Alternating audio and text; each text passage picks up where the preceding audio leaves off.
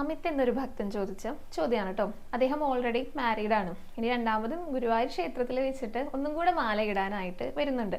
മാല ഇട്ടതിന് ശേഷം ക്ഷേത്രത്തിനകത്തേക്ക് പ്രവേശിക്കാനായിട്ട് പാടുണ്ടോ എന്നാണ് ചോദിച്ചിരിക്കുന്നത് കേട്ടോ.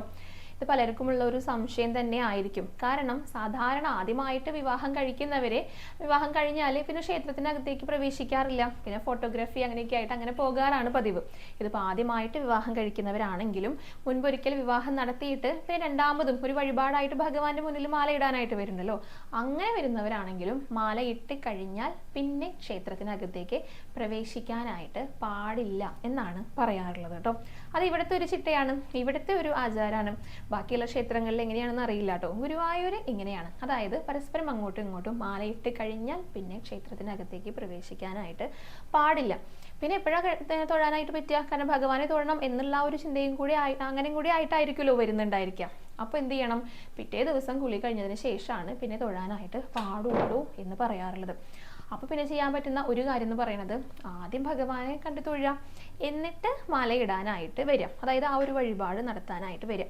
അങ്ങനെയാണ് ചെയ്യാനായിട്ട് പാടുള്ളൂ കേട്ടോ. അതായത് വിവാഹം കഴിഞ്ഞാലേ പരസ്പരം അങ്ങോട്ടും ഇങ്ങോട്ടും മാല അണിയിച്ച് കഴിഞ്ഞാൽ പിന്നെ അകത്തേക്ക്, അതായത് ഭഗവാനെ തൊഴാനായിട്ട് അകത്ത് കയറരുത് എന്നാണ് പറയാറുള്ളത് കേട്ടോ. അപ്പം ഇങ്ങനെ ചെയ്യുന്ന നിരവധി പേരുണ്ട്. അതായത് ഓൾറെഡി വിവാഹം കഴിഞ്ഞിട്ട് പിന്നെയും കുറച്ച് വർഷങ്ങൾക്കൊക്കെ ശേഷം അല്ലെങ്കിൽ വിവാഹ വാർഷികത്തിനൊക്കെ വന്നിട്ട് ഭഗവാന്റെ തിരുനടയിൽ വെച്ചിട്ട് ഒന്നും കൂടെ വിവാഹം കഴിക്കുന്നവരൊക്കെ കാണാറുണ്ട് കേട്ടോ. ചില സമയത്ത് കുറച്ചൊരു പ്രായമായിട്ടുള്ളവരൊക്കെ വിവാഹം കഴിക്കുമ്പോൾ ശ്രദ്ധിച്ചാലും മനസ്സിലാവും അവരുടെ വിവാഹം ഓൾറെഡി കഴിഞ്ഞിട്ടുണ്ടായിരിക്കും. പിന്നെയും ആ ഒരു ആഗ്രഹം കൊണ്ട്, ഭഗവാനോടുള്ള ഒരു ഇഷ്ടം കൊണ്ടാണ് ഇവിടെ മാലയിടുന്നത്. എല്ലാം ഒരുപോലെ തന്നെയാണ് കേട്ടോ. ആ പരസ്പരം മാലയിടുന്നത് ശരിക്കും വിവാഹം നടക്കുന്ന പോലെ തന്നെയാണ്, ചീട്ടാക്കിയിട്ടാണ് ചെയ്യേണ്ടത്.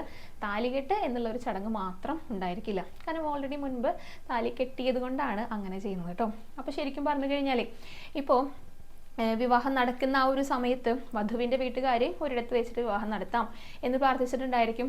വരൻ്റെ വീട്ടുകാർ മറ്റൊരു സ്ഥലത്ത് ഗുരുവായൂർ വെച്ചിട്ട് വിവാഹം നടത്താം എന്ന് പ്രാർത്ഥിച്ചിട്ടുണ്ടായിരിക്കും. പക്ഷെ ഇത് രണ്ടും ഒരേ സമയത്ത് പറ്റില്ലല്ലോ. അപ്പോൾ ഏതാണോ സൗകര്യം, ഏതാണോ അടുത്തുള്ളത് അതായിരിക്കും ആദ്യം ചെയ്തിട്ടുണ്ടായിരിക്കാം. പിന്നീട് എപ്പോഴെങ്കിലും ഗുരുവായൂർക്ക് വരാം, ഈ ഒരു വഴിപാട് നടത്താം എന്ന് വിചാരിച്ച് വരുന്നവരായിരിക്കും. അപ്പം അങ്ങനെയുള്ളവർക്കുള്ള നല്ലൊരു ഓപ്ഷനും കൂടിയാണ് കേട്ടോ വിവാഹം ഷീട്ടാക്കുക.